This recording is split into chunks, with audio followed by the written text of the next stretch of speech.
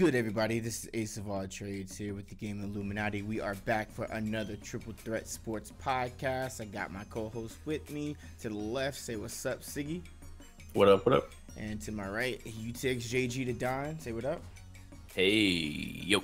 All right, you guys, so we back at it again for some more sports talk.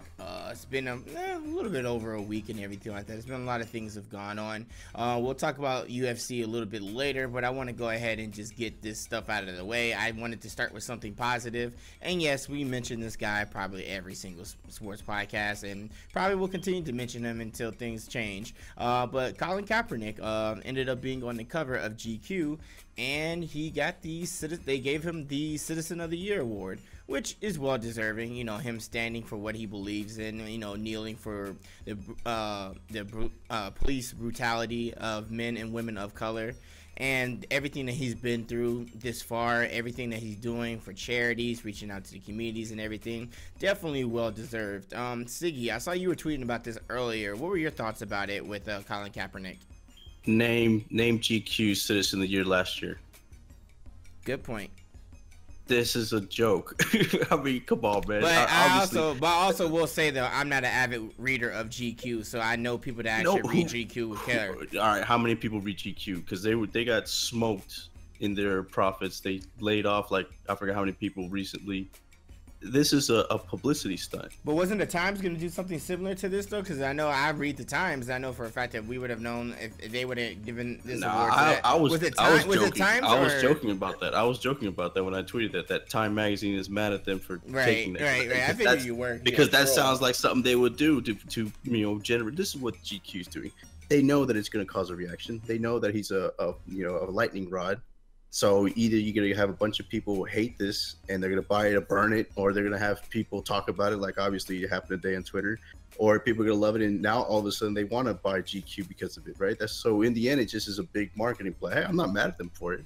But I don't know who last year's was. I don't know who the year before. It almost seems like they just made it up. I mean, it's funny because as we're talking, I'm looking at it. I literally did a Google search and I typed in GQ Citizen of the Year 2016. You know what shows up for the first 3 pages?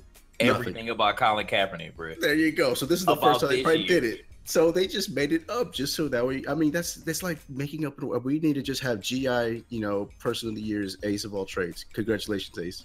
I mean, do you really win anything? I mean, he's on the cover. I get it, but I mean, like I said, it's just a big publicity stunt. People now are interested, or now they're having a conversation about GQ magazine because it was dead. I mean, I already forgot that they even existed. Yeah. Oh, what you got any thoughts about it, JG? Did you not care? Did you thought it was cool or whatever? I mean, after doing a Google search about the GQ Citizen of the Year last year, like it kind of loses its relevance. I have to agree with Siggy on this one. I mean, it was well deserved for him being in there, but it's not well deserved if like this is the first year that you kind of made it up. So like I definitely commend everything that Colin Kaepernick has done, but Siggy might be right on this one. Maybe they just made it up and gave it to him just so people will buy the magazine. And I mean, that's what they do because literally like everybody's talking about it now that he's on the cover. And it's not anything bad for Colin Kaepernick or GQ. I mean, it's a really good thing for them, but it is what it is. Like it's kind of like just here, like you get this award that, we're just going to make up for you this year. Congratulations, Colin Kaepernick. And that's it. And it would be a lot different if it was Time. Like, that's Time Person of the Year. That's a bigger deal because that's been going on for years and years. I could tell you who won last year, etc. So that it's like an Academy Award. When you win an Oscar or a Grammy, that has value. I've never heard of, oh my God, somebody won GQ this year. Let's all, I feel where you're coming from, but I'm going to play devil's advocate on this one because, I mean, they did a great spread on him. So if anything, I'm going to be the more positive person of this opinion and say that, you know what, I think that even though the award and everything like that is like, okay, well, what does this do? But think of it like this. I believe that there are still a lot of people in the United States and people that read GQ, whoever else, elsewhere may not know exactly what's going on. Yes, I know a lot of people will be like, wait, you have to be living under a rock to, you know, not know what's going on. But a lot of people try to ignore stuff like that, or they just don't plain out not care. So with GQ using their platform to utilize Colin Kaepernick and do a full spread about everything, I mean, the story titles, Colin Kaepernick will not be silenced. I mean, I think of it as a more positive thing. I think that, like, the award and everything like that, okay, cool. I don't think Colin necessarily cares that the fact that he got an award. I think he was honored the fact that they even mentioned him, and they did a whole spread about what he's actually like kneeling for. And I think it's actually a good thing, because after we dealt with the Trump situation and the whole Trump rhetoric, a lot of people forgot. I'm gonna be real with you. A lot of people forgot what people were kneeling for, and what Colin Kaepernick, more importantly, was kneeling for. All right, well, then that's something. All right, you bring up a good point about the silence, not being silenced. He's been silenced this whole time. He's quiet. How come he's not coming out saying stuff? How come he's not talking about why he did it, etc.? Everybody else has been talking for him. He hasn't said anything. I mean, to his defense, I know he's actually, I mean, he's been continuing to do stuff within the community, reach out to people. I understand that, but I'm talking about specifically the attacks. I mean, if you're being attacked personally, or you're attacking, you know, beliefs and all that stuff, if you're letting Trump, you know, do this, how can you sit there and be quiet? Why is Curry saying stuff? Why is LeBron James saying stuff, and not the guy that started it? Gotcha. So how can you be kept silent when you're being silenced yourself? I mean, I think he's silently protesting. I mean, I think he's doing his thing and what he's supposed to be doing and whatnot. And I'm sure his agent and his lawyer are probably talking to him about, like, his, you know, he has this suit against the NFL when it comes to collusion. So you think it's about that then? That if he's afraid to speak out, because if he's already blackballed, then why would he? I don't think he's afraid to speak up at all, because I mean, he's been speaking out. He's always been very, very vocal. I'm sure. So then why hasn't he been vocal? I'm being devil's advocate now. Why hasn't I got you. I'm sure there's a reason why he has been. I know he hasn't been silent when it comes to people that reach out to him and everything like that. Maybe it hasn't been on a huge platform. I'm sure he's utilizing the platform that he currently has, social media, Instagram, anything along those lines. And also, you're probably asking, how come he hasn't held a press conference to knock everything and say, this is how I feel about the president attacking me and the rest of this? And everything, or even a tweet. I mean, everybody knows what Jamil Hill said about stuff. No one's known what Kaepernick said about anything so far. So I mean, he has platform. He has Twitter. That's everybody's platform. He can I got say you. Something. I got you. And just so we don't continue to, I mean, this can be, you could talk about this for hours. We'll move forward, and before I move on for the GQ topic, also along the lines of who won year awards for GQ. Stephen Colbert won the Bad Hombre of the Year award. See, that's how you know it's a joke. That's like winning Mad Magazine's, Comedian of the Year. Gal from she's the woman that played Wonder Woman. She ended up winning Wonder Woman of the Year, and then Kevin Durant is GQ's Champion of the Year. So they did 4 separate spreads on them, and it's pretty cool. I mean, there's been some controversy going on with Gal, because I mean, with the whole sexual allegations in Wonder Woman 2. But apparently, we may be getting Wonder Woman the sequel sooner than we think. So I'm sure they're gonna move forward with that. So I think that was pretty cool. And if you want to check out the spread and whatnot, just check out the GQ's website. It's directly there. So that's pretty cool. But getting away from that, hey, you know what? We all won Time Person of the Year back in 2005. I did tweet that out. So this guy's sick. That's actually a really good award. So I'm glad I won Time Person of the Year. This guy. You did too, though, Ace. Don't believe it or not, you did. Wait, what year were you born?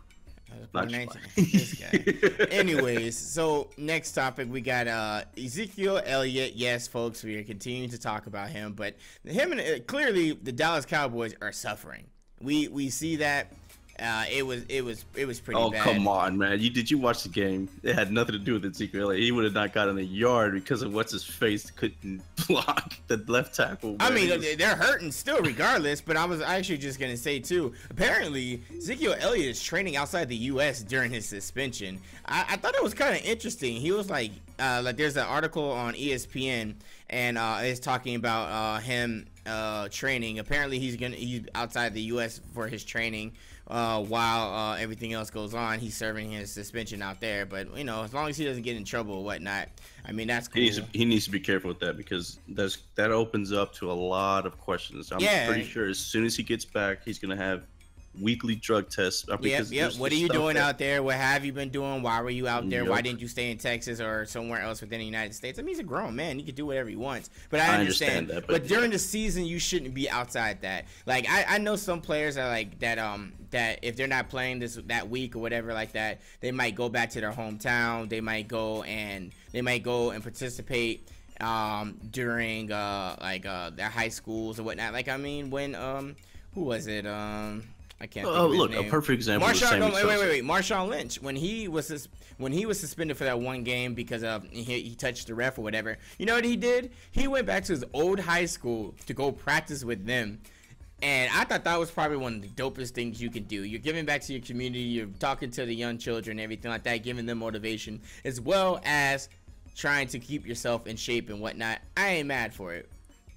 Sammy Sosa used to always go to the Dominican Republic in the off season. We're not talking. We don't acknowledge Sammy Sosa anymore. Every year, we don't acknowledge Sammy Sosa anymore. Year, he would come back bigger and bulkier, and I guess wider now. Yeah, we don't acknowledge Sammy Sosa. God bless that man, whatever he is going through and everything like that. My point is that you gotta want to know why they want to go to another country. In Dominican Republic, steroids and stuff like that wasn't illegal and stuff like that. So this is why I say to Zeke, be careful, because I don't know what kind of training regimen or what you got going on outside there, but you just don't want to be that person that whenever you come back and something like that happens, where if we see 4-game suspension down the line, everybody's going to go right back to that moment and say, you up? What were you doing there?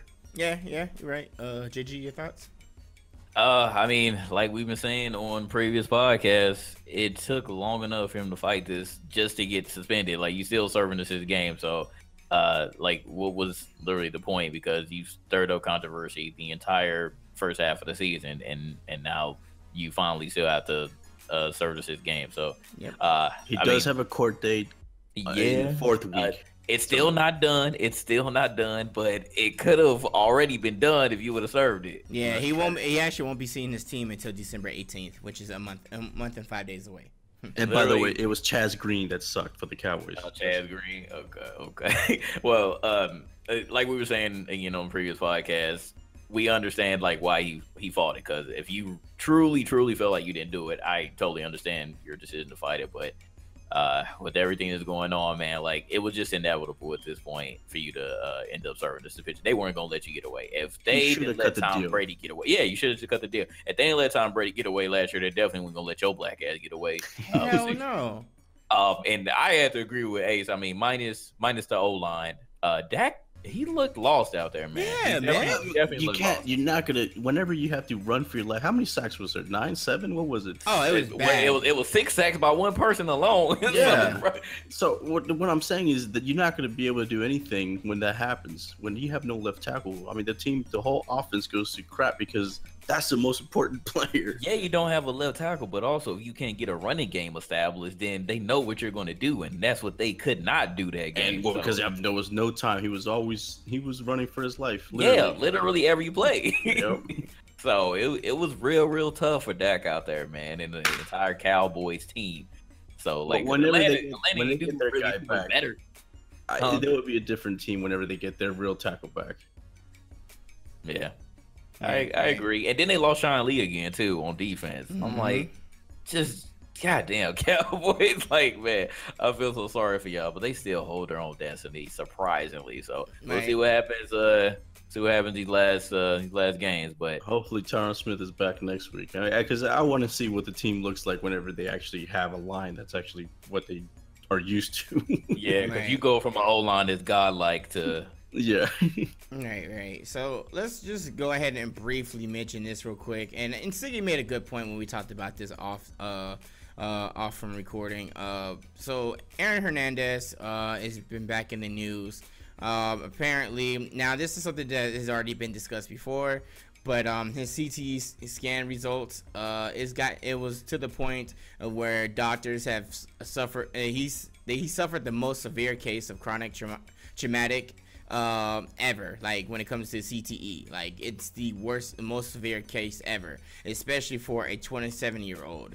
His results made it look like his brain, according to his brain, he was 46, but he actually is 27 years old. So with that being said, he was actually in stage 3 CTE. So I think they're bringing this back into the news is because of concussions in the NFL, but also they're bringing this back into the news about his questioning his decisions and whatnot of what he did during the murder. Now, like Siggy said, no matter what, it will never bring back the people that he murdered. It won't bring him back. I do think that studying his brain is great for research to be able to possibly learn more about CTE and also learn how to better prevent it from athletes across the world. But other than that, I mean, there's not really much to talk about. I mean, I know you guys don't really care about it. I mean, I know you guys care about CTE, but not necessarily about Aaron Hernandez. So was there any comments that you guys wanted to make about this, or could we move forward? I mean, like I said, I mean, it's a case closed in my opinion. I mean, he took his life. I mean, it's a sad situation all around. You know, whenever you encompass everything, him, his situation, the families involved, everything, right? I mean, here's a kid that was a pro star and, you know, lived the dream, got into the Super Bowl. I think he went. Yeah, he won a Super Bowl. Yeah, he went. And then all of a sudden, you know, this happens. You know, this is a reminder that football is dangerous. You know, obviously when it comes to these studies, this is a reminder that, you know, there is work that needs to be done regarding safety and stuff like that, because we see things happen all the time. You know, eventually, you know what's going to happen. When O.J. Simpson dies, I'm pretty sure they're going to donate his brain. I'm pretty sure it's going to come back with CTE results also, and then you're going to have a lot of people wonder about everything up until that point. So the thing that makes this difficult is that you don't know until after you die. And that's the part that's weird. So you can only speculate. You can only assume that's stuff right now, and it's dangerous to assume because he's probably gonna look at you crazy. OJ's gonna go, "No, I'm fine. What are you talking about?" You know. But his behavior's always been kind of erratic, you know, lately. Especially even after this, he got you know, he's freed. Something happened in Vegas right the other day. I read a story. Yeah. So OJ, the news around Vegas, and also it was probably on national circuit too. So OJ Simpson had got to the Cosmopolitan, which is like in the city center, like on the Las Vegas Strip, which is a hotel, and he was a little intoxicated and he got angry and he started throwing glasses, and then security had to escort him out. So now he is 86 from the Cosmopolitan. He is not allowed back, and he is on the wall when it comes to security. Anytime that man walks through the building, they have the right to be able to kick him out ASAP. He is not allowed to be in the building again. And you can't tell me that somebody's not going to look at that and think in the end it's going to be because of the CTE, right? I mean, but here's the thing, though. I mean, there's like with O.J. Simpson, there's a lot that goes on with him. There's a lot of situations with him, obviously. But I do think that, I mean, I don't think that they're gonna they're gonna be like, hey, everything he did was due to CTE, because it's clear he knows. No, I'm not saying that. But look, like this results with Aaron Hernandez. The assumption, if you're a doctor and you look at his brain, you can assume that he did all this because of CTE.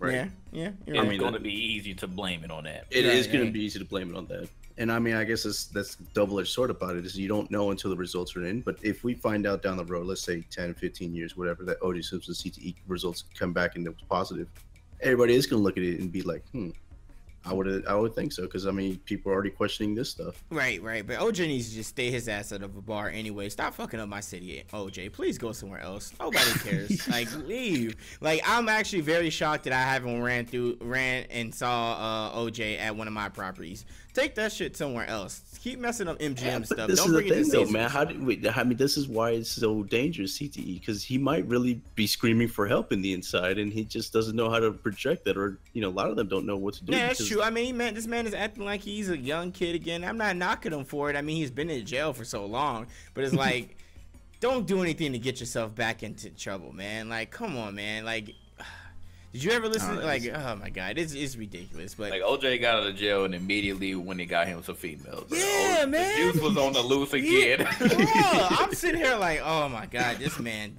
OJ, man, like is ridiculous. Telling you. I'm telling you, it's the NFL was a dangerous time back then. It was more fun, no doubt, but it's just I think you're starting to see the results of that fun. Right. So let's go ahead and move on to the scores real quick in the standings. We are we're 10 weeks in, and yeah. I'm gonna just say this, and I saw that I was listening to the Brilliant Idiots podcast the other day, and they mentioned this before with Charlamagne the God and Andrew Schultz, and they were saying how this NFL season is not really that exciting this year, and it is for me. Listen, calm your ass down, right? JG. I'm actually happy that the Jets won more than 2 games. It's not that exciting overall this year, unless you're a Rams fan. Wait. Why would you say that? How you gonna ask me a question when I'm not even finished with my statement? This is the first time you have teams that are not the normal actually winning. Oh my god! All right. So go ahead, go on. You're taking too long, Ace. Just spit it out. Nigga, you're talking. Go. Thank you. All right, so this was the topic they were talking about, so I wanted to bring it to your attention, not how I personally feel. Let's go. So you shut up. So when it comes to the NFL, they were saying that how it's not so exciting as it is as last year's were, and I kind of agree with them, but not really, because like Siggy wanted to rudely interrupt me and say we finally have teams that are typically not at the top tier as they have been in the past in their former selves, like the Rams in particular. Rams haven't been good in my opinion since they had Marshall Faulk and Kurt Warner. That's my opinion. But you got the Los Angeles Rams, not the St. Louis Rams. Well, that's actually true. There's not really an opinion. Like you got the Los Angeles Rams that are currently right now 7-2 in the NFC West. They are actually, it's crazy. Like they are second place in the NFC right now, and it is crazy. Like they're tied for second actually with 3 other teams. The Rams, the Vikings, and the Saints are all tied together. So one, I think that right there is very exciting. Philadelphia Eagles, another team that we haven't seen them in their glory. I think the last time they're actually like very decent, like very good, I believe. Donovan McNabb, Terrell Owens. Exactly, and that's been a long time.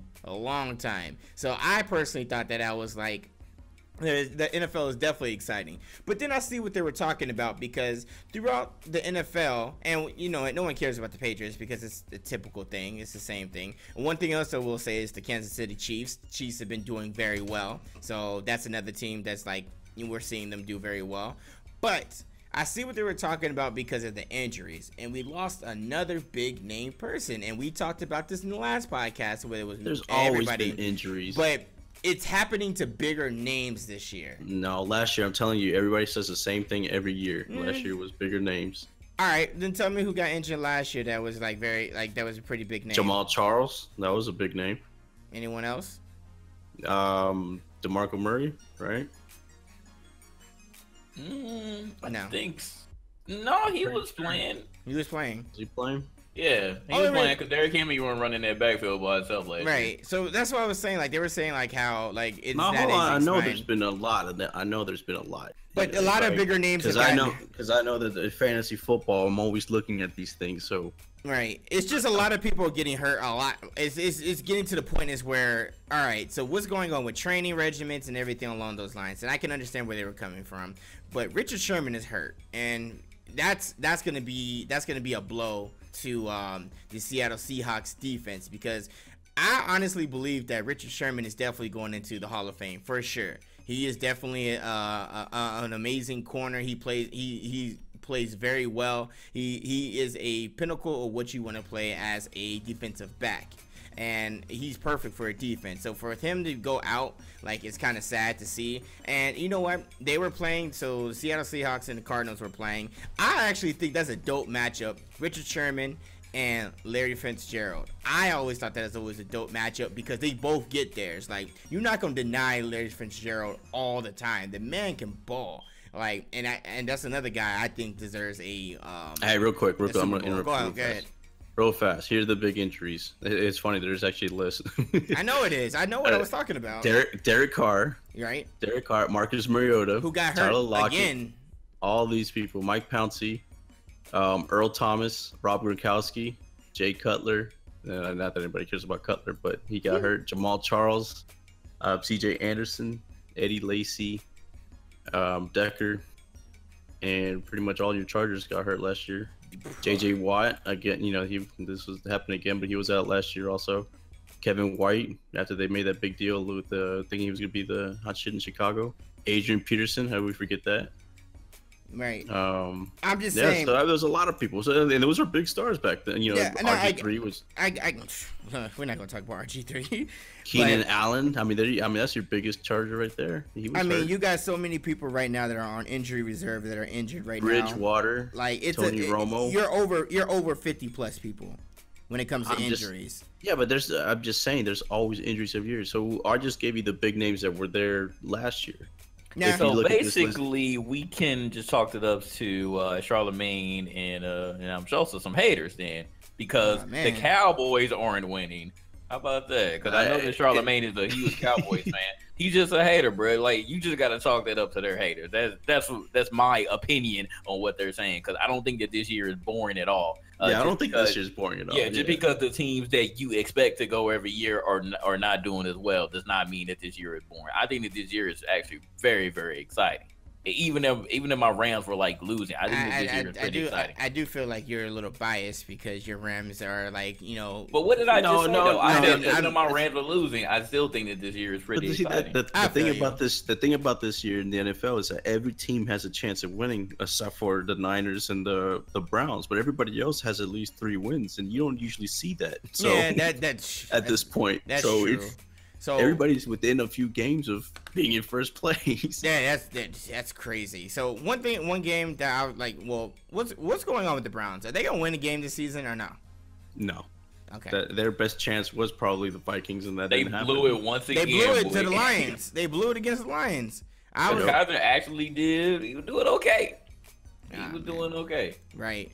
So we got a few. I think that was more of the Detroit offense just heading. Yeah, it was definitely the Detroit offense for sure. They weren't clicking in the first half. Yeah.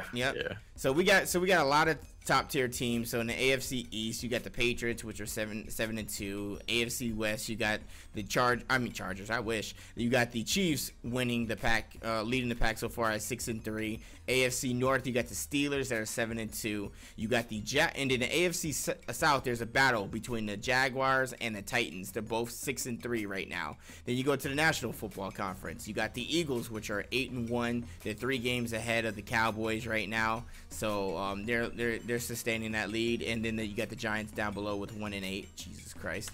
Then you got the NFC West, and then you have the Rams, which are currently at 7-2. Second place in the NFC West are the Seahawks at 6-3. You got the Vikings in the NFC North 7-2. That's another surprise right there. They're 7-2. Oh yeah. And if I told you the Vikings with Casey Keenum would be in first place, I had no idea. I am so shocked about that they're 7-2. And then you also that they lost their star running back. Exactly. And then you got the NFC South where you got the Saints at 7-2, and then the Panthers at 6-3. And then you got the Falcons and Buccaneers and the bottom. So right now, the scariest team right now, in my opinion, honestly, is the Saints, because they've always been a team that if they ever had defense, they would be good. Yeah. And now they finally have defense, which is shocking because they had a horrible defense the first 2-3 weeks of the season. Yeah, exactly. But now the defense is actually very good. And the thing that's struggling now is their offense, but yet it's still very good. So I wouldn't even say that that's struggling, because literally their running game is like on 100 right now. Yeah, that's true. It's just Breeze is not playing like Drew Brees normally would play. So I don't know if it's because of the running game that's the reason why, but it doesn't matter. Oh, it definitely is. It opened it up. I think that they were saying that like they haven't had a running game since like Deuce McAllister. Oh yeah, it's been a long time ago. Deuce McAllister hasn't, bruh. They were getting like 200 yards on the ground. That doesn't happen with Drew Brees there. Yep. I think the Saints. I would put the Saints against the Eagles, and I guess it depends on the weather. I would pick the Saints. No, the Saints are scary. I agree with you. Yeah, Saints are always scary. Because I'm like, what a defense! Where did this come from? Out of nowhere. Like, that's really what it is, out of effing nowhere. Like, man, it's ridiculous. So NFL, we're gonna move forward from that. We're gonna go ahead and talk about the NBA. And hold on, can I talk about my team real quick? Oh my god! You already talk about the Lakers, but can we mention the Rams one more time? I actually had one of my friends say, "Hey, yo, this is no salt, no shade, but the Rams are actually doing really good." He's like, "I'm proud of you that you have a team to root for." And this is a Patriots fan from Kansas City. Like, how about that? Because he loves Tom Brady. And you talk about it every week. And I'm like, you know what? I was like, thank you, man. Thank you. It's nice to actually see a team literally make a 180 from the previous years when we were going through this Sam Bradford situation. Even before then, when we had freaking Mark Bolger and Steven Jackson, who was the only person on our team getting 1,000 yards in the season. Like, it's crazy what happens when you have a good coach. I usually don't put everything on the coaches, but he was the issue. Absolutely. Where in the world did Woods come from, man? How in the world? He's the youngest NFL coach right now, too.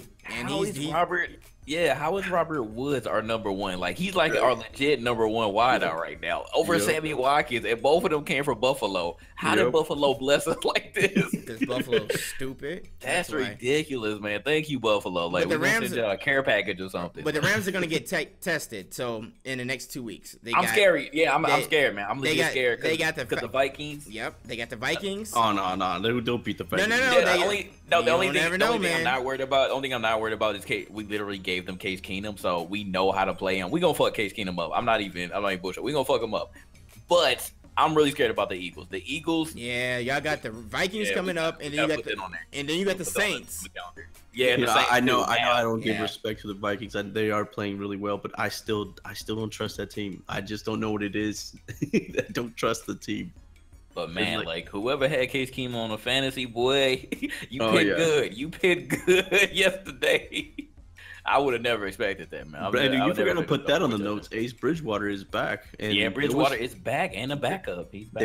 There was talk that if Keenum was going to struggle that game, that he would have came in, but obviously Keenum didn't struggle at all. Did they have him crying on the sidelines, talking about he was happy to be back or something like that?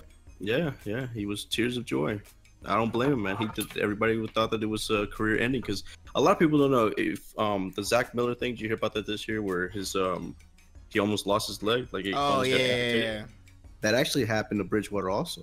That they thought that he might lose his leg. They just never was told. The only reason why I found out was because of the whole Zach Miller thing. That the comparable injury was Bridgewater. That he had that same situation where that it was pretty serious.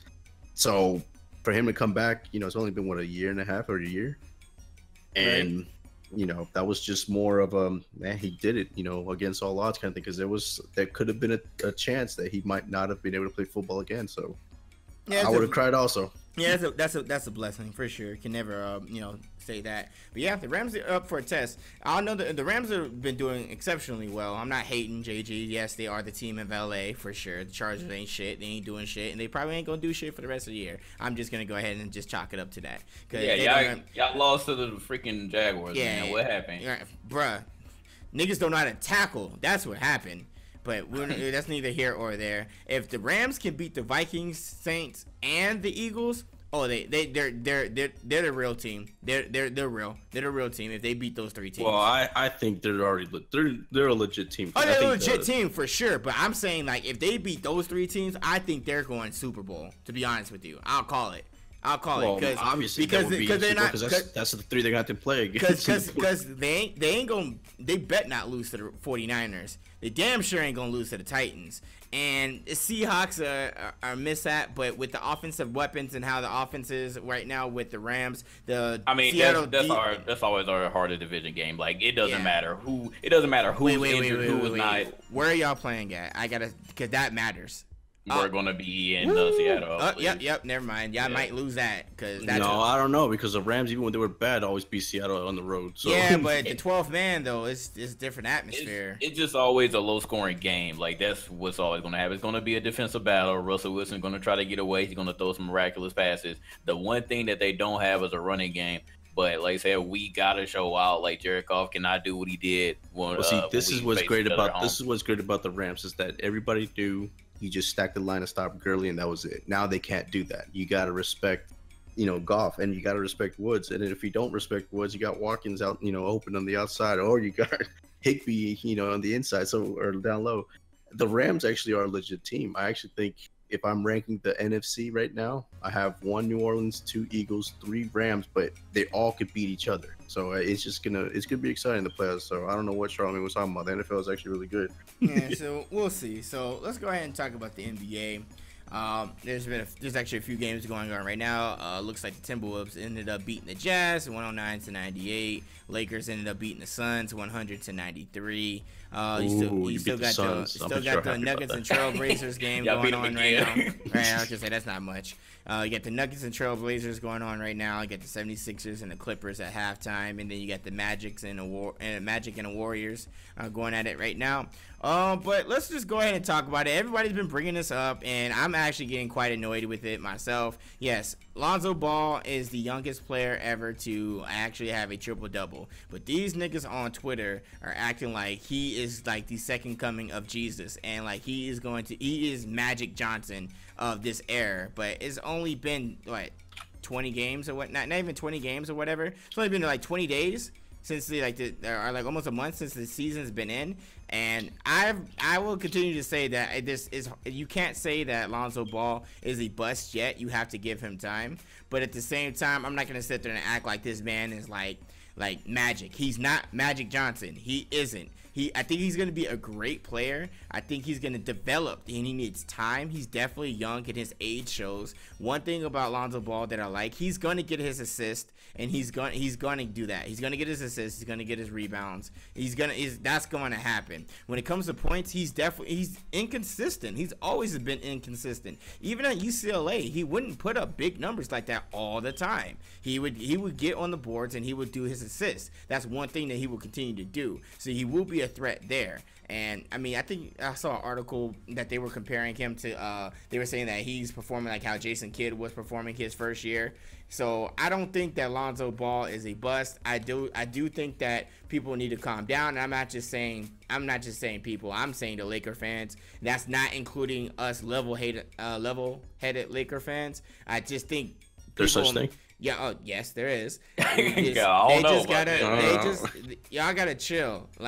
I was happy for him too, but to be honest with you, I'm cool with Lonzo getting the triple-double. He's the youngest player ever. You know what? I want to thank Lonzo Ball because he won me $50 on DraftKings because I picked him that day. I had a feeling he would just because of all the trash everybody was talking. He's gonna do good. Right. So I appreciate. I'm happy that he took LeBron's James title away from him. One of the records he took from him, and that's great. Congratulations to Lonzo. But we still lost the game, and that's what's more important. Like, I don't care about stats like that. We need to win when it comes to the Lakers. Like, we're not looking good at all. And it comes to the we're 6-8. Like we're 14 games in. We're 6-8. Is not looking good at all. The longest streak we've had, or the win streak we're having, is just 1 at the moment. So let's get over it, Lonzo. Congratulations. Honestly though, 6-8 isn't bad compared to everything else that's going on. Yeah, you're right. It's 6-8.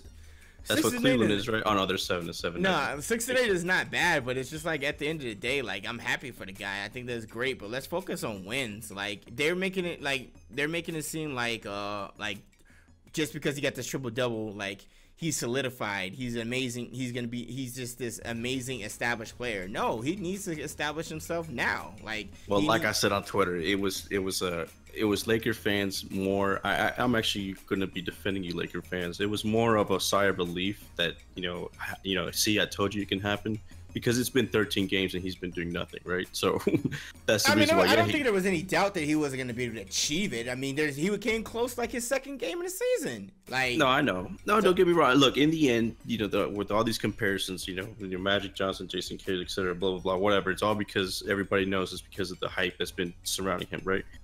But he does do what you said. He does rebound good. He does do assist good. His shot is the only reason why he's not at that next level already. He could be there if his shot. Once his shots develop, he will be a problem. Absolutely. Can you imagine if he had Dennis Smith Jr.'s shot but still had Lonzo's, everything else ability. Oh my God, he would be a force to working with. You're talking about, instead of being compared to Magic and stuff like Oscar Robinson, or comparisons at that point. The thing is, though, that shot, I don't see how you could ever fix it to where he can. I mean, he's always going to be somebody that's going to be 5 of 15 with that shot. He's gonna need to develop. He needs to develop when it comes to offensive wise, and I feel like it's gonna take him. If it doesn't take him midway through the season, it's gonna take him the year. So for him to be able to really develop and change, and maybe either change a shot or something. But I think that's an excellent point. Once he does actually fix it, once he does something with his shot, because he has to, he will be even more of a problem. He will be more. He will truly be a triple threat, because you don't know. And we can talk about this. We can talk about the Marions, of the worlds and stuff like that. But the thing is, I'll say it again: they're not point guards. If he's going to be driving the ball into the lane and try to do that goofy shot, that's just going to get blocked and swatted out of there. So he's forced to be throwing up his goofy shot on the outside. Marion, he had the opportunity to do that all the time, because Kidd or Steve Nash was passing him the ball all the time, so he was open. No one was going to be there to block that. Right. So all I'm going to say is too, like a lot of people I think people are starting to see it now. Kuzma is actually the better player, in my opinion. He is. Nah. Scoring wise, he's a better scorer. He's a better scorer. Let me retract that. That's Clarkson's a better scorer at this point. I mean, that's not. Yeah, sometimes. Absolutely. Yeah. He's a better. Kuzma is definitely a better scorer at this point. And if Lonzo continues to play like this, I believe that Kuzma will get more shine. But we'll see. But enough about that. That's cool and all that. Oh, JG hasn't talked about it yet. Nah, I don't think JG cares. Do you? I mean, Lakers fans are crazy. That's all I really got to say. Well, let's talk. You forgot about this. And speaking of the Ball family, let's talk about LiAngelo. Oh yeah. And let's talk about how you've been trashing him all day long, and all year long. You need to give props to Trump. Trump actually. Nah. We don't. I don't know what's going on with that. I don't think BBB F's with Trump like that. But if he's but he should be doing his job as a president. I'm not gonna commend him for doing his job. Now, if he was going beyond and everything like that to be able to do whatever he can for the Ball family, then shout outs to him. He didn't do what. All right, this is a perfect example. He didn't do what the presidents normally do, which is a diplomatic kind of situation where you have the UN investigate yada yada whatever. Hey, you have somebody here.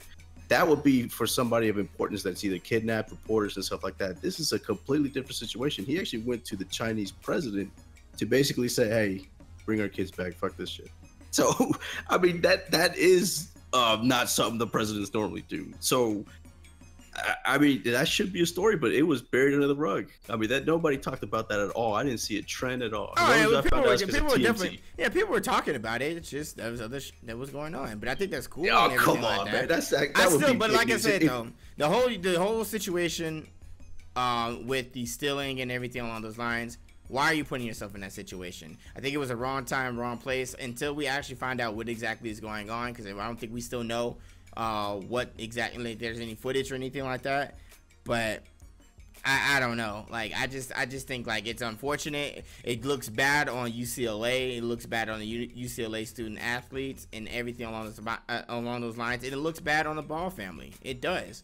Like, it really does. Like, I know the kid's young and everything like that, but really, you're traveling to a foreign country, and then you're putting yourself in a situation where you're going to be called out for saying that you were stealing. Like, they throw people under the jail for that for 2 to 3 years for shoplifting. I mean, it's bad because, it's one thing to get caught stealing around here or in England, someplace that you kind of know this is a communist country. Right. So this is a bigger deal. If this would have happened in just a few miles down south, towards one of the islands, you could get caned or an arm chopped off for something like this. So exactly. So this is stuff that's serious. You don't do this in other countries. I don't know. JG, what do you have to say? Anything? Right. Nah, y'all pretty much said it all. Y'all pretty much said it all. LiAngelo clearly it. As soon as I saw that, I was like, "Good lord! Like, why, bro? When he like at the Gucci store or something, like, I'm like, come on, man! Like, you drive a Rari, like you drive a Rari, fam. Like you drive I a got Ferrari. because I was like, he's in the Lambo. He's like, no, it's a Rari. Whatever, bro. It's an expensive ass car. Why do you need to be stealing? Like, don't be doing nothing with your bonehead ass college teammates, bro. You do not need to be involved in that at all, man. This is ridiculous. Right. But NBA season is in full effect. I mean, there's also some things going on with LeBron James. The Cavs apparently, and I thought it was actually kind of funny. The Cavs ended up taking the MTA, and if you guys don't know what that is, that's the subway system in New York City. Oh, I saw this earlier. And the Cavs just, apparently their bus was getting stuck in traffic, so most of them ended up taking the subway this morning before shootouts. I thought that was kind of cool. They ran into some fans and whatnot and said what up to them and everything like that. I think they were off of like 34th Street, but it was actually funny because I didn't realize so LeBron said this, I thought I was actually interested in that, the fact that this is only the second time that LeBron James has ever ridden a train before, and I was like, man, you got to really think about it, because even as a kid and whatnot, like when he was traveling for the AAU and whatnot, they must have not ever, if they went to New York and everything, they must have never took the subways. They may have just probably took Hey, so I hope you realize that I know you lived in the major cities, so you know about subways. Everywhere else though, they have cars and they're driving themselves. Not everyone takes a subway. That's what I'm saying. And it's not as established as the New York City subway. Like if you want to take a train, that's usually like taking something that's ridiculous, like like a Greyhound bus. It's something like that where you have to go to a station and wait at a track. It's not like anything like it is in New York City, where it's just every block has a subway station. So I could see why he never rode a train before. It's not far-fetched. It's not far-fetched. I was shocked, but I was like, yeah, that's also true. So I just thought that was kind of cool, though, that they did ride the subway and everything. But speaking of LeBron James, what are you guys' thoughts about, because we kind of talked about this off camera, what are you guys' thoughts about his comments towards Phil Jackson? Siggy, you go for it. You're a Knicks fan. Well, I mean, look, on paper, seeing Dennis Smith Jr., we know it was whenever I was looking at the draft, and I remember, I think I tweeted it out too, I wanted either him or Frank. I wanted Smith Jr. more because he was a scorer. I just wanted a point guard. Right. I know that's what the Knicks lack, and they still lack that in a sense, even with Nick. I wasn't mad because Frank was defensive minded. He was more defense. Dennis Smith was more offense, and the Knicks had poor defense. So I think in the end, obviously looking at the stats now, Dennis Smith is tearing it up, but he's tearing it up on a bad Mavericks team. So it's not like I can't really put that much stock into it because it's almost expected, right?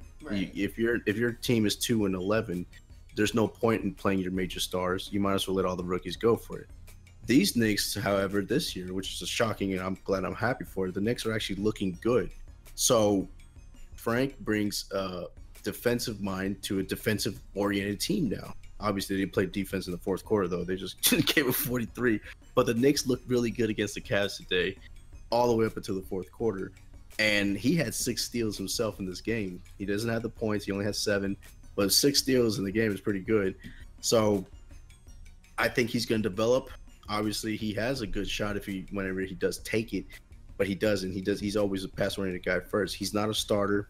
I think eventually, whenever he learns the system more, whenever he learns the style of, American style basketball, because he's from overseas too. You gotta remember that international is a little bit different. It's true. And I think he's gonna be a very solid player. Do I think he's gonna be a Kyrie Irving or anything like that? No. But if he could be even what Jason Kidd was at the end of his career, I would take that. Hello? I do want a point guard. Hello? What's up? All right, you guys, we're back from technical difficulties. JG got sniped. We are all back, but let's go. And speaking of JG, UFC 217. I didn't watch it, and I apparently missed out, clearly, but we got JG and his expertise. Go ahead and take it over, JG. Go ahead and talk about UFC 2017, man. What's up? All right, man. UFC 217. This was the match of everybody losing their belt. And generally, that's not exciting, but this was actually a very, very good card. I just want to go over the actual championship matches, as there were 3 title matches, and of course, the main event. Everybody was talking about George St. Pierre and how he would fare at middleweight. We'll get on that last. First title defense that we had was Johanna Champion versus Rose Namajunas. Now, Johanna has been on a roll, bro. Johanna's been on an absolute roll, but man, I wasn't expecting her to get work like she did from Rose. Like, Rose, to me, isn't the type of person that'll just knock you out like that or knock you down, but she came prepared, yo. She came prepared. Johanna, she kind of was looking like a deer in headlights once she got hit the first time. That left hook. Yeah, that left hook, boy, was pretty crazy. So she ended up losing her belt, man. Rose ended up getting the win. So Siggy, like, were you surprised at this one like I was? Because no, that was a shock. It was exciting though. It was one of those shocks like, oh man, wow, really? It would kind of reminded me of the Holly Holm against Rousey fight. You know, I was just about to say that. Yeah, like it was just one of those fights where, all right, you just knew that Ronda Rousey was going to win. It's the same thing. You just knew Johanna was going to win, and then all of a sudden, wow, upset. Like you get a kick or you get a left hook that just ends up changing the tide of the battle. So. And then you find yourself like, oh man, wow, and then you like the person.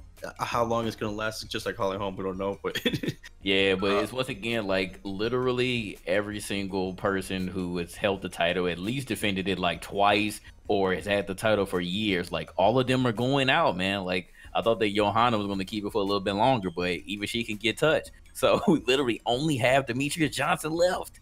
Like this is wild, absolutely wild. So yeah, that was very, very surprising for the first title that was lost. And then we got Cody Garbrandt versus TJ Dillashaw. Now this was the Ultimate Fighter. Both of these dudes were coaches in the previous Ultimate Fighter, and they finally ended up getting the fight. And another left hook. Yeah, TJ Dillashaw. Like these dudes legit didn't like each other. It kind of ends up being that situation. A lot of these Ultimate Fighters. They just end up like just going at it and they just like can't wait to face each other. And Cody Garbrandt was seriously like he fucking hates TJ Dillashaw with a passion, and TJ Dillashaw just be like smiling and shit in Cody Garbrandt's face, and he ended up coming with it, man. So again, he got hit with a hook as well. Ended up getting knocked down, and TJ Dillashaw is the champion once again. So I'm not surprised with that one. I definitely wasn't surprised. I didn't think that Cody Garbrandt was going to be that legitimate champion. I knew that he once again could lose at any point in time because in the bantamweight, like the bantamweight is another one of those weight classes where I don't feel like anyone is like super dominant in that particular weight class. So pretty much like any of these dudes that have had the belt or going against the champion, like they've already had it all. So like they're just changing hands. So again, this one wasn't surprising, but and Cody Garbrandt's no longer the champ. TJ Dillashaw has that gold around his waist once again. So were you surprised about this one as well, Ziggy, or no? No, I wasn't surprised with it. I actually thought he was going to win. I liked his trash talk more during the Ultimate Fighter. Okay. It was a really good fight though. I'm glad it lasted 2 rounds. And I thought because the card was awesome all the way across the board, but this fight I thought was actually really cool. I'm just surprised they didn't give fight of the night, but I guess they gave it to everybody, right? I don't know what they did. Yeah, they gave this one performance of the night. Yeah, and then they gave Rose a performance of the night too. Yeah, they gave it to all 3 of them. Everybody who won the belt, they gave a performance of the night. I don't get that one, but I think Rose was the shock of the night, no doubt about it. And then obviously we'll talk about the last fight here now. But I thought out of the 3, this was the best fight. Okay. All right, so then we get to the main event. So again, I was worried about George St. Pierre, how he would fare at middleweight, but when I was seeing George St. Pierre during the weigh-in, did you watch the weigh-in, Siggy? Yes. Okay. George St. Pierre looks fit at 185. I'm like, yo, like, okay, you put on the weight really good. I did not think that was going to happen, but George St. Pierre came prepared. He actually looked natural at that weight. So I was like, all right, this is really going to be a fight against Michael Bisping. Now, Michael Bisping, he's been a mid-jobber forever, bruh, forever. I'm actually surprised that he even had the belt and at least defended it once. So I know that Michael Bisping is obviously a stand-up guy. He's really not shit on the ground. And we know that George St. Pierre is going to stick to his game plan. Besides Freddie Rose teaching him that left jab. Another left hook. Yeah, and a left hook. And a left hook. George St. Pierre didn't really have much in his arsenal as far as stand-up. We know what he's going to do. He's going to try to do what he can up top, but If he at any point feels threatened, or if he feels like he's gonna be able to take you down with ease, he's gonna do it. But the thing that surprised me with this one is, again, Michael Bisping is supposed to be the dude that's supposed to work you and stand up. George St. Pierre in the first round, he looked legit like he was working Michael Bisping standing up. And I'm like, is this life? Like, George St. Pierre was literally jabbing Michael Bisping. Michael Bisping didn't look like he knew what he was doing. And then he got hit with that left hook. And I'm like, word? Like, is this really happening? And then, I think that's what happened. I think Bisping prepared for something completely different. He underestimated him. He wasn't preparing for the stand up. Yeah, exactly. Yeah, so his game plan totally messed up. Yeah, I agree. Because I mean, that's pretty much like this George St. Pierre bread and butter. He's going to take you down. So you got to have good takedown defense. You know it's coming. You just got to figure out when it's coming and try to do what you can. But yeah, like he got rocked standing up, and I was thoroughly surprised at that. And then, of course, once you get rocked, it's over. Like George St. Pierre is going to take you down, and again, he submitted him. Yep. So I mean, and it wound up being. It looked like how a cobra attacked something. It was just crazy how fast that happened too. I think he was even shocked, Bisping. Yeah. So George St. Pierre has another belt in the middleweight division. So. Me and you were talking about. I honestly think Dana White thought for sure that Bisping was going to end, GSP's career at UFC in this fight. I really don't think that he thought he was going to have a chance of winning. And not only did he win, he actually looks good still too. Where he's actually a draw now again. Yeah, so he's fit, man. Yeah, so now you actually got to treat him now as a star going forward, because you don't have that as many faces anymore as you used to. You still have Connor and all them still, but the allure of what's his face, Anderson Silva is no longer the same. Obviously the names that we used to know back then, like Rampage and all that, are gone now. And GSP though is still that guy that has that name and a link to the past. So yeah, you need to go ahead and take advantage of it now, Dana. You need to embrace it. No more fighting and bickering about whatever it was that they were mad about at each other, back then. They need to go ahead and just embrace each other, enjoy the ride, and go ahead and let him fight it out. And I would take advantage of his name against anybody at this point. I would put him up against Connor for, I know that I sent you a tweet about that rumor that might be a possibility one day. I think you should do it. You need to make the sport, bigger. Make it a super fight. Make it a super fight. I think they should do something like that, because, I mean, that's a name, and he actually still looks good, so... Okay, so besides that, here are my questions to you, because I think I remember it was either during the triple threat, one of the random triple threat or UFC ones, or it was like years ago back when we were doing the UFC podcast with Nando. So George St. Pierre, now that he looks really good at middleweight, do you think if for some reason Anderson Silva can get his shit together, because he's currently going through situations with doping and it's unfortunate, would you like to see George St. Pierre face Anderson Silva finally? Because they've been talking about that forever, but I was like, no, I don't think that George St. Pierre could go up to middleweight and be a legitimate contender. But now that he won the belt, would you like to see that happen?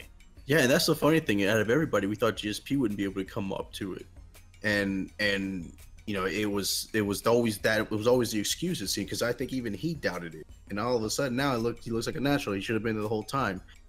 I think we should see that fight, because it's kind of like the the Mayweather and Pacquiao.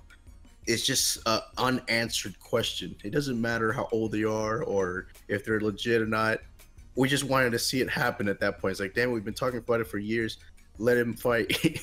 And now, if it's a possibility, if Anderson can come back, I do want to see it. I do think, though, at this point, I would always pick Silver in this fight. But now, after what I just saw, I think GSP can win it easily. Yeah, maybe. And Anderson Silva in his state right now, I think that GSP could legit give him a fight at middleweight. Yes, back then, hell no, bro. Nah, back then, Silva would have tore him up. Yeah, Silva has never been the same after that knockout. Nah, man. Like, even against Michael Bisping, I was just sad. Like, just sad to see the fight and just how it ended up. So, I don't know, but I think you might as well just get it over with. If you can get Silva right, if you can get him back to 100%, no problems, no nothing, I think that you should legit just do it. Like, I don't care what potential rank that you want to put Anderson Silva at, because he's always going to be up there in the top 10. It doesn't matter. Just propel him up there, have a fight, and then get it over with. And this goes back to the point where I say just to embrace it, take advantage of it now, because GSP still has the name. He still has the UFC fighters, UFC fans from, a few years ago cheering for him, stuff like that. So you need to take advantage of that. So put him up against these people, whether it's Silva, whether it's Conor, whether it's anybody that you think will be a draw, do it, because he's not going to last long. We know that all these guys are pretty much out of it already. So if he's still there and doing it, man, take advantage of it. All right. And second question, even before this GSP versus Michael Bisping fight came into fruition, Tyron Woodley, the current welterweight champion, has been talking a lot of shit to GSP. He's been wanting to fight him forever. He was actually trying to be the number one person who he was trying to get Dana White to go ahead and let him fight, but that didn't happen. He ended up fighting middleweight. Now he has the middleweight title. Tyron Woodley is still calling this man out. He's like, you are in the UFC now. You have the belt. There's no running. So he said that GSP has been running from him. Would you like to see Tyron Woodley possibly fight GSP for either the middleweight, or GSP can come back down? Would you like to see this fight happen between these two guys? I'm still disappointed in his last fight, so come on, man. This is against Stephen Thompson, dog. This is against Stephen Thompson.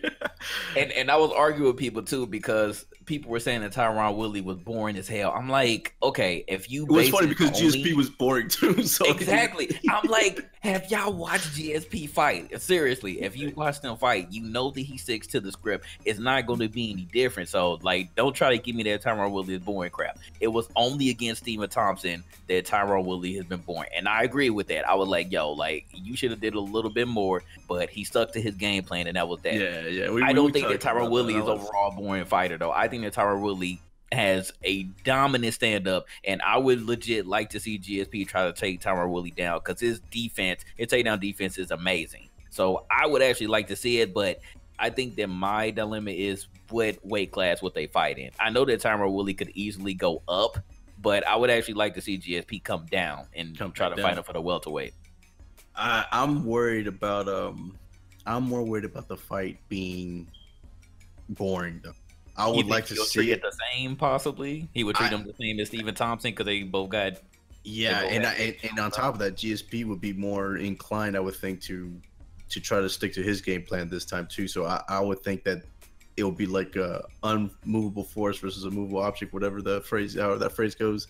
I think you're just gonna find out that they're just gonna be standing in the ring doing nothing. And that's what I'm afraid of. I mean, then again, I could be surprised. Maybe GSP goes stand up, and then you'll find that Willie decides that he wants to go take down and then shock everybody. But I don't know. I just based on what I've seen so far, I think the fight would be boring. I can see why people would say that.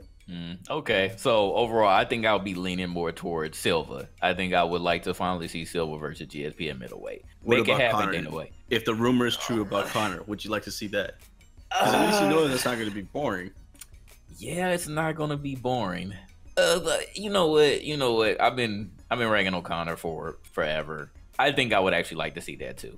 Out of all the fights, I would think that I would actually like to see that Conor versus GSP versus over Conor versus anybody else right now. I want to see Conor still defend his belt. He needs to, because it's been way too long. But I think that would be a more entertaining fight, him versus GSP. Well, do you want to see the Woodley fight though? Do you think it'd be boring, or do you think it'd be exciting? I think it would. Now that you mention it, man, I don't know. It might actually be another boring fight though. But Tyron Woodley, again, I just feel like he needs to get out of that mindset of just trying to stick to the game plan. I know that obviously sticking to the game plan is the safest bet, but I think versus GSP, you need to focus on like legit knocking him out. If he did that, if he actually focused on knocking him out, then I think that it wouldn't be boring at all. But if he literally treated him the same way that he treated Stephen Thompson, then it'll be a boring ass fight, and it'll just go 5 rounds, and nobody would do anything. He's standing in each corner like, "No, you come here first." Yeah, but I know that Silva wouldn't do that, and for sure Conor wouldn't do that. Conor exactly be to knock him out. So I think out of the 3 people that GSP could potentially fight, I think that Tyron Woodley would be, probably the most boring. But I feel like Tyron Woodley would have the better chance of actually knocking GSP out than anybody else. All right, let's talk about the future. Bones Jones. What future? He's done. Yeah, what about him, bro? What about him? I don't want to talk about that, man. He's going to have a career at Twitch? At Twitch? He gonna be like Demetrius Johnson, but he gonna be like Mighty Mouse. Or Ronda Rousey, right? Did she join Twitch now? So She sure did, bro. Like, Wait. She joined Twitch? she's streaming and stuff now or something. Yeah, well, I know that she was on, I think it was Jimmy Kimmel. And they did like the presentation of the Xbox One X, and Rousey came on there and everything like that. So I thought that was interesting. You guys called it, how she was gonna go to the WWE. Yeah, WWE is next for her. Yeah, so. You definitely called it, but I mean, I'm telling you, Bones is gonna be there also. No, he's no. I'm telling you, he will be. Nah, I don't think he in particular will be at the WWE, but. Hey, whatever happened to the rumor? I heard rumor that what's his face wants to come back to UFC. Did that ever happen? Brock. Oh hell no! I hope not. Nah. I wonder if that'll happen. Anyways. Yeah, we ain't talking about that guy. Like whatever, John Jones. You done, bro. Get out of here. Right. Anyways, so, that's a UFC talk. Right. Anything else you guys want to talk about? Anything else at all? Anything live? My man Aaron Judge, unanimous. MLB awards. Yeah, we're not all the way done with those, but yeah, I mean, I'm not surprised. I'm not surprised at all. And then Bellinger won for the National League. Congratulations. Again, not surprised. Yeah, congratulations. He won over DeJong though. You know, it's a Cardinals boy, so it was well deserved. I knew that DeJong was going to get it over Bellinger, but it was nice for him being second in the voting. Right. The real award though is going to be MVP. I still think, even though I do like Aaron Judge and I wouldn't mind him being MVP, I think it's still going to go to Altuve, but we'll see. Yep, we will see. I think it'll probably be closer than you think. I think so too. And in the National League though, that one's a little bit tougher because I think Stanton all the way, but apparently people think I'm crazy for saying that. Right. Nah, I don't think that you're crazy for that. But I don't know. I feel like NL is definitely gonna be harder than the AL, in my opinion. But we'll see. Right. All right. And with that, I guess we will go ahead and wrap up another Triple Threat Sports podcast. We appreciate everybody from coming through. Thank you guys so much. Make sure you guys keep it up in the comment section below. Be sure to like, subscribe to the channel if you guys are not already subscribed. And if you guys would like to be part of something along these lines, be sure to check out our Patreon. That is patreon.com/GIupdates. We have a lot of awesome tiers, and we also have a tier where you can be in part of discussions just like this. And just a shout out to all the Patreon backers. Last week we did have Blitz on, and we're planning to have somebody on for next week. So if you are a Patreon backer, make sure you guys are checking the announcement post that we do post in the Discord. That's the Patreon only Discord, and also on the Patreon website. If you guys want to check that out, be sure to check that out. Once again, that is patreon.com/GIupdates. This has been Ace of All Trades. Just to piggyback on that real quick, if you do leave a comment, we just announced we're gonna have comment of the year, and it's just very special. So we'll get announced next week on the next podcast. Comment of the year. So that's a troll, bro. So anyways, now that just Siggy's done trolling, we appreciate you guys, man. This has been all of us from Game Illuminati. We out. Peace.